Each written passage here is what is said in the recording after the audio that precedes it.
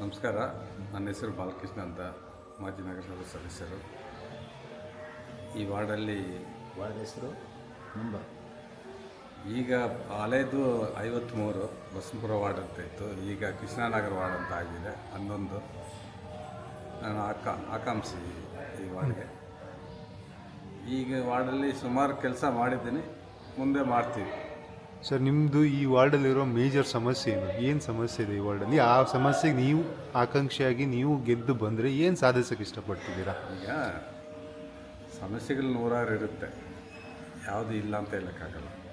ಈಗ ನೂರಾರು ಇದೆ ಅಂತ ಹೇಳಿದ್ರೆ ನೀರದಾಗಲಿ ರೋಡ್ದಂತೂ ಇಲ್ಲವೇ ಇಲ್ಲ. ಚರಂಡಿ ಕ್ಲೀನ್ ಇಲ್ಲ, ನೀರಿಲ್ಲ. ಈಗ ಇದೇ ಜನ ಕೇಳೋದು, ಫಸ್ಟ್ ನೀರು, ಲೈಟು, ಚರಂಡಿ ಇದನ್ನೇ ಜನ ಕೇಳೋದು. ಅದನ್ನು ನಾವು ಮಾಡಿಕೊಟ್ರೆ ಆಲ್ಮೋಸ್ಟು ಇದಾಗುತ್ತೆ.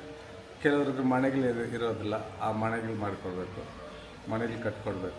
ಇಂಥದ್ದೆಲ್ಲ ಮಾಡಿಕೊಟ್ರೆ ಆಲ್ರೆಡಿ ಮಾಡಿದ್ದೀವಿ, ಇನ್ನೂ ಮಾಡ್ತೀವಿ. ಮುಂದೆ ಅಧಿಕಾರದಲ್ಲಿ ಇದ್ದರೂ ಇಲ್ಲದಿದ್ದರೂ ಮಾಡ್ತಿದ್ದೀರಾ ಅಂತ ಹೇಳ್ತಿದ್ದೀರಾ. ಸೊ ಅಧಿಕಾರ ಕೊಟ್ಟರೆ ನಿಮ್ಗೆ ಅದನ್ನು ಸುಲಭವಾಗಿ ಮಾಡ್ಲಿಕ್ಕಾಗತ್ತೆ ಕೆಲವೊಂದು. ಹೌದು, ಅಧಿಕಾರ ಇದ್ರೇ ಸ್ವಲ್ಪ ಜಾಸ್ತಿ ಕೆಲಸ ಮಾಡೋಕ್ಕಾಗೋದು. ನಾವು ಅಧಿಕಾರ ಇಲ್ಲದ್ರೆ ನಾವು ಸ್ವಂತದಿಂದ ಮಾಡ್ಕೋಬೇಕು ಅಷ್ಟೇ. ಈಗ ರಾಜಕೀಯದಲ್ಲಿ ಎಷ್ಟು ವರ್ಷಗಳಿಂದ ನಾವು ಒಂದು 20 ವರ್ಷದಿಂದ ರಾಜಕೀಯದಲ್ಲಿ ಜನರ ಸೇವೆ ಮಾಡ್ಕೊಂಡ್ವಿ. ಒಂದು ಸಲ ನಗರಸಭೆ ಸದಸ್ಯರಾಗಿದ್ದೆ, ಸ್ಲಮ್ ಬೋರ್ಡ್ ಮೆಂಬರ್ ಆಗಿದೆ. ಸ್ಲಮ್ ಬೋರ್ಡ್ ಮೆಂಬರ್ ಆಗ ಸಾವಿರಾರು ಮನೆ ಕೊಟ್ಟಿದ್ದೀನಿ. ಸ್ಲಮ್ ಬೋರ್ಡ್ ಮನೆಗಳು ಕಟ್ಕೊಡ್ತೀನಿ. ಪ್ರಿಯಾಂಕ ನಗರದಲ್ಲಿ ಒಂದು 670 ಮನೆ ಕಟ್ಕೊಟ್ಟಿದ್ದೀನಿ.